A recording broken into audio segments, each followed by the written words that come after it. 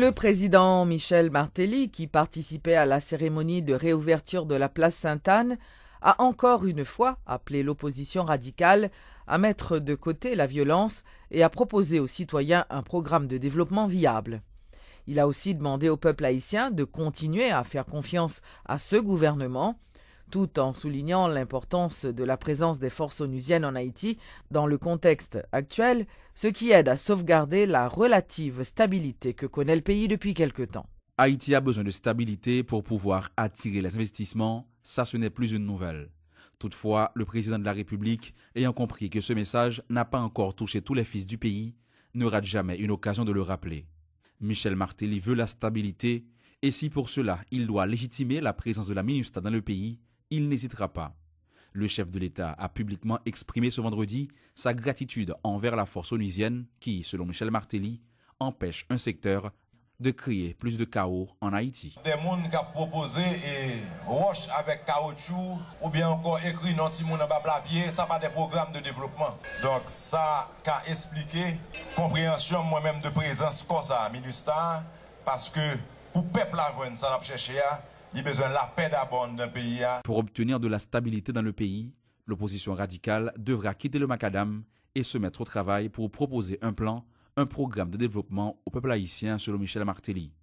Le chef de l'État appelle les citoyens à se montrer vigilants car selon lui, le temps des pneus enflammés et des cadavres sur les tas d'immondices est révolu. Suspendre l'ambre toute la journée, à voyer roche à pour le caoutchouc, ça pour un programme. De vous grève, mais un problème là, on va bien dit, mais là, pas fait sens tout et quoi faire de vous grève, assurez au mat don bagay, moun qui gen comme déjà pas perdu un de vous grève là, ou même qui fait là et ou perdu plus encore. S'il demande à l'opposition d'aller mettre son devoir au propre, le président reconnaît aussi qu'il doit améliorer sa performance.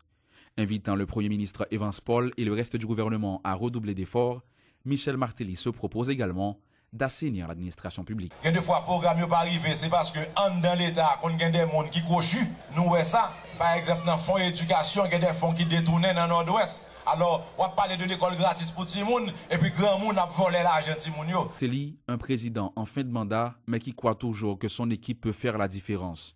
Une dose d'optimisme que ne partage pas la grande majorité, qui attend un peu plus de celui qui avait tant promis lors de sa campagne électorale. Président pays, Joseph Michel Martelly. Merci à président. Merci. Le collectif du 4 décembre condamne avec la plus grande rigueur les actes commis dans l'enceinte du consulat dominicain en Haïti lors de la marche de mardi.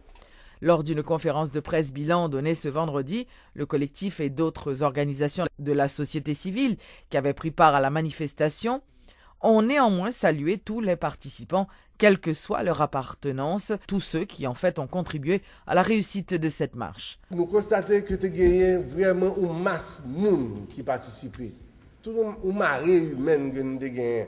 Nous espérons que l'autorité de pays comprennent fondement et but des marches noires. Émotion et sentiment patriotique qui dégageait le seul masse là lorsque nous avons entonné Dessalines, pas échappé personne. Nous avons entonné là, je suis presque tout le monde a chair de poule parce que nous mettons tout cœur nous ensemble pour nous déraper. Le message d'aujourd'hui, d'abord l'adresser à la famille d'Henri Claude Jean. Nous réitérer condoléances et sympathie nous. Et nous demander pour Henri Claude Jean que justice baille à partir d'une enquête internationale indépendante. Par ailleurs, à gouvernement nous voulons rappeler que le gouvernement promet à travers ce chancelier que nous rencontrons pour être à l'écoute de société civile. Nous avons acte à déclaration chancelier dominicain et conviction que agression physique de compatriotes nous sommes victimes et continuer à venir victimes imputables en minuscules de groupes d'extrémistes. Par ailleurs, le coordonnateur général du collectif du 4 décembre, Jean-Robert Argan, a porté un démenti formel à toute information laissant croire que le drapeau qui flottait sur le bâtiment du consulat dominicain aurait été incendié par les personnes qui participaient à la marche. Dénonçant ce genre de pratique, Jean-Robert Argan appelle à la reprise et à l'harmonisation des relations entre les deux peuples qui se partagent l'île.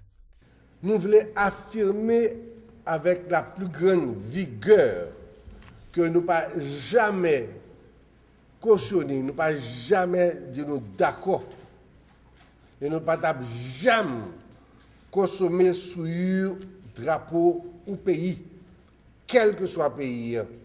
Pendant tout parcours là, nous pas suspendre, répéter slogan noir. Non à la haine, non à la barbarie, respect et paix entre les deux peuples sur l'île.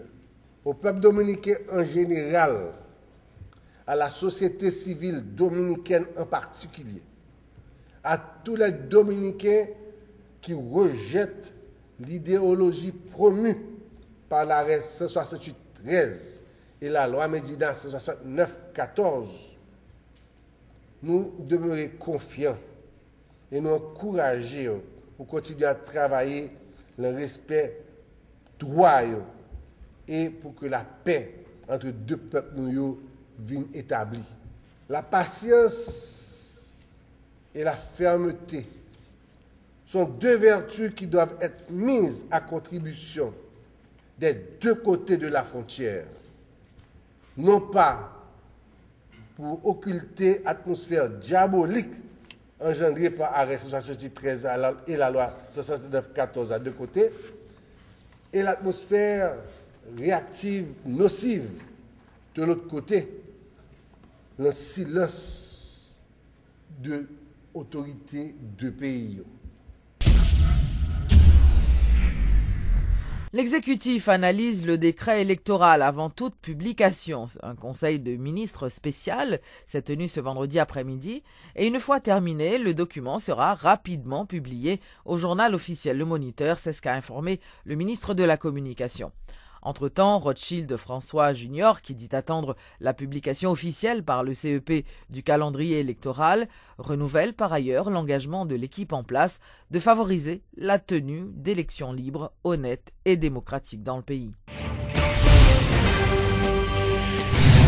Une nouvelle fois ce vendredi au centre-ville de Port-au-Prince, un véhicule appartenant cette fois à la MINUSTAH a été incendié par des individus non identifiés.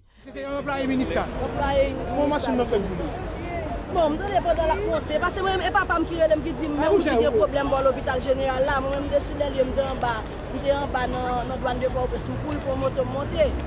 Mais il va arriver qu'il y a un jour qui laisse brûler les machines là. Petit groupe monsieur barré, le gars de l'eau a vidé gaz et puis l'ouvert porte là, il descend.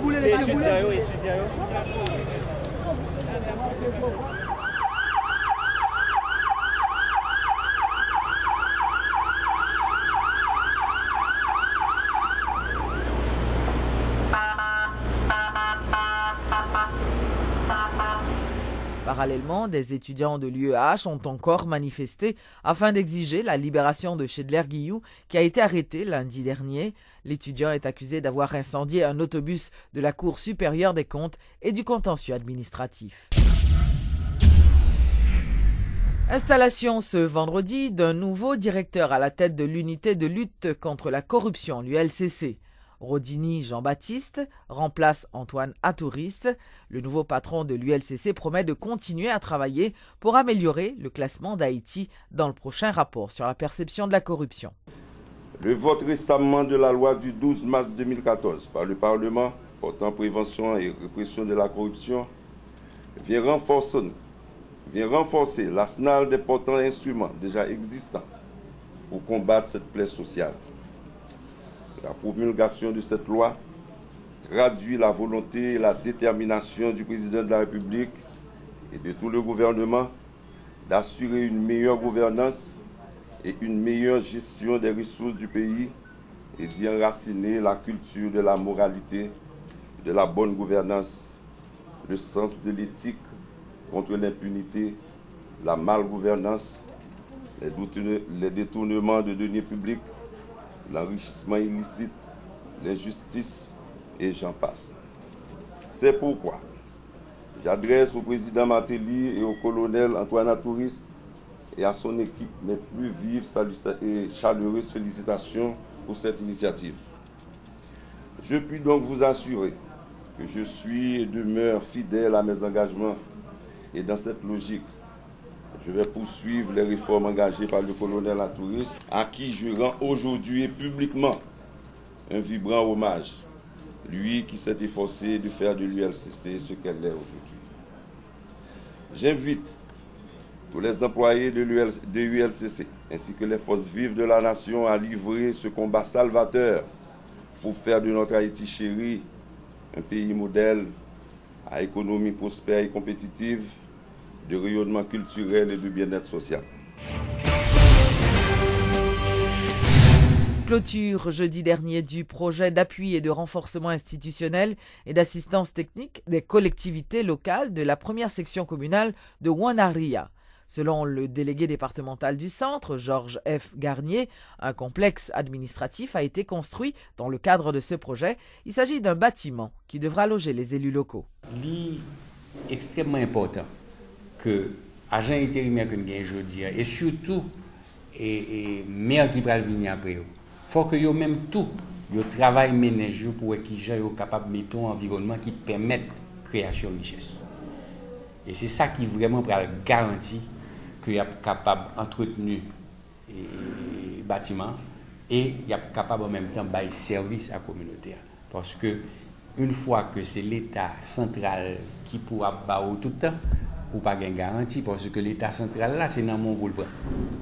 Donc c'est extrêmement important que les autorités locales commencent à penser eux-mêmes tout pour créer un environnement adéquat pour encourager l'investissement, le développement secteur agricole là, environnement, tourisme, etc. Pour que eux-mêmes tout, soient capables commencer capable de percevoir plus de rentrées localement. Lorsque vous regardez un conseil de section communale qui gagne toutes les facilités ça pour le travail, je crois que là nous pas capable dire l'autre bagaille, c'est vraiment un bon pas, un grand pas. Et que nous souhaitons que l'agent intérimaire qui là soit capable déjà de profiter au maximum de l'environnement que là. Et puis l'autre, ça va venir après l'élection, il va être capable vraiment de travailler dans de meilleures conditions.